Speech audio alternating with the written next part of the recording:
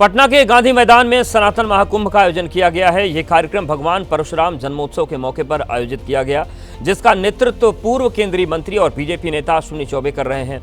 इस कार्यक्रम में देश भर से कई साधु संत और भारी संख्या में श्रद्धालु शामिल हुए हैं। तो पटना के सनातन महाकुंभ की ये तस्वीरें हम आपको दिखा रहे हैं।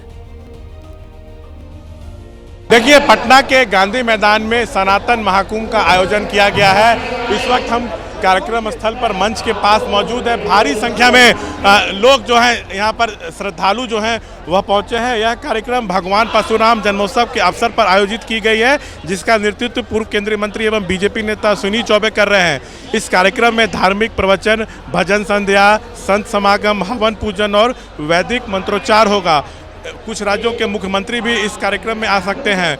बागेश्वर बाबा यहाँ पहुँचे, उन्होंने अपना जो है भाषण भी दिया है। कई राज्यों से साधु संत जो हैं इस कार्यक्रम में पहुँचे हैं। सुरक्षा के कड़े इंतजाम किए गए हैं। देखिए, 50,000 से ज़्यादा लोग जो हैं यहाँ पर पहुँचे हैं। विशाल पंडाल भी जो है वो बनाया गया है। जिस तरह से सनातन महाकुंभ का आयोजन किया गया है, क्या मैसेज देने की कोशिश है? मैसेज देने की कोशिश है। बहुत अच्छा लगा। बाबा के दर्शन के लिए हम लोग दूर दूर से आए हुए हैं। बाबा के दर्शन हो गया, हम लोग धन्य हो गए। सत सनातन हमेशा जिंदाबाद रहे। देखिए, चुनावी वर्ष भी है, बाबा आ रहे हैं, इस तरह का समागम हो रहा है। विपक्ष इसको चुनाव से भी जोड़ रहा है, क्योंकि अश्विनी चौबे तो कार्यक्रम को लीड कर रहे हैं। इसको चुनाव से कोई मतलब नहीं है। यहाँ पर सनातन धर्म का मतलब प्रचार हो रहा है। हिंदू के लिए, हिंदू के भले के लिए हो रहा है सबका। हिंदू राष्ट्र बनेगा तो हिंदू राष्ट्र बनना भी चाहिए।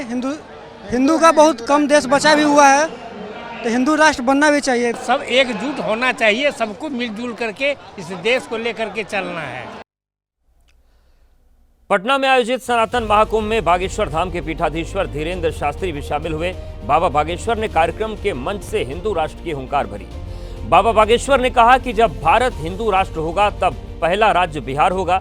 साथ ही उन्होंने कहा कि कुछ ताकतें गजवाए हिंद बनाना चाहती हैं, लेकिन उनका एक ही सपना है, भगवाए हिंद होना चाहिए। साथ ही उन्होंने कहा कि उन्हें किसी दूसरे मजहब से दिक्कत नहीं है, लेकिन हिंदुओं को जातियों के नाम पर बांटने वाले हिंदुओं से परेशानी है। कहीं भाषावाद की लड़ाई चल रही, कहीं क्षेत्रवाद की लड़ाई चल रही, कहीं जातिवाद की लड़ाई चल रही। हमारी एक ही प्रार्थना है, हिंदुओं को घटने मत देना, हिंदुओं को कटने मत देना। हिंदुओं, जातवाद से ऊपर उठकर राष्ट्रवाद के लिए जीना।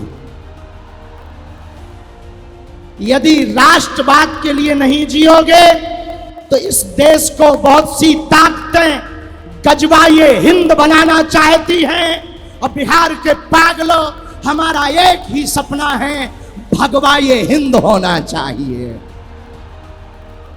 हम किसी भी पार्टी के नहीं हैं। जिस पार्टी में हिंदू हैं, हम उस पार्टी के हैं। अच्छा, कुछ लोग ऐसे हैं जो तिरंगा में चांद चाहते हैं। हम चांद पर तिरंगा चाहते हैं। हम किसी मजहब के विरोधी नहीं हैं। न हमें मुसलमानों से दिक्कत है, न हमें ईसाइयों से दिक्कत है। हमें तो हिंदुओं में रहने वाले उन हिंदुओं से दिक्कत है जो जातियों के नाम पर हिंदुओं को लड़ाते हैं। पटना में सनातन महाकुंभ में शामिल बाबा बागेश्वर मीडिया से मुखातिब हुए। आपको सुनवाते हैं कि बाबा बागेश्वर ने क्या अहम बातें कही हैं। बिहार अद्भुत है। अब बिहार में हम किसी राजनीति के चक्कर में नहीं आए, राम नीति के चक्कर में आए। हम इस देश से, सभी लोगों के अंदर इस देश में एक विचार भरना चाहते हैं। कास्टवाद से ऊपर उठकर लोग राष्ट्रवाद के प्रति समर्पित हों, ताकि तिरंगा लहरा रहा है और सदा लहराता रहे। बाबा बागेश्वर के भगवाए हिंद वाले बयान पर बिहार में सियासत तेज हो गई है। आरजेडी ने धीरेन्द्र शास्त्री के बयान पर कहा है कि देश बयान से नहीं, संविधान से चलता है। तो बीजेपी ने कहा कि सनातन की यात्रा इस बार भी बिहार से शुरू होगी। हिंदुस्तान अपने नियम कानून संविधान से चलेगा, किसी के ज्ञान से नहीं चलेगा। और ये देश का नाम ही भारत का हिंदुस्तान है।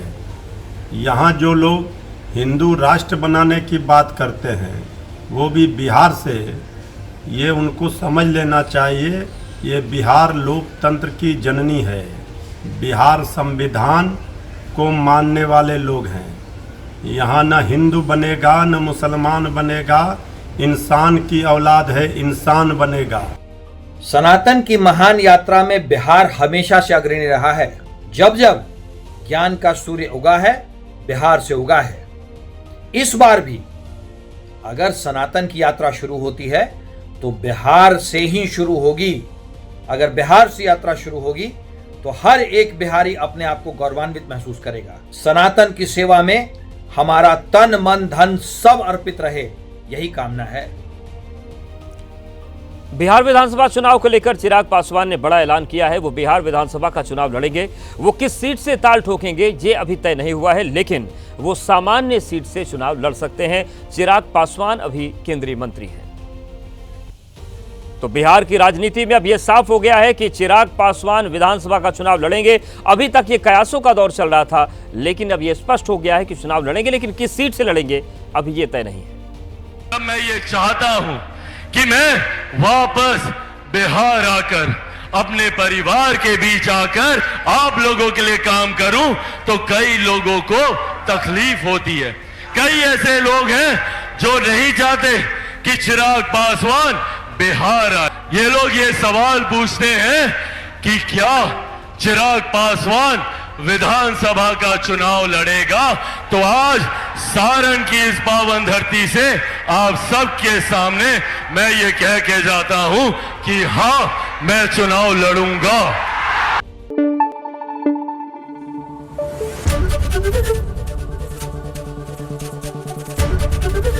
एबीपी न्यूज आपको रखे आगे।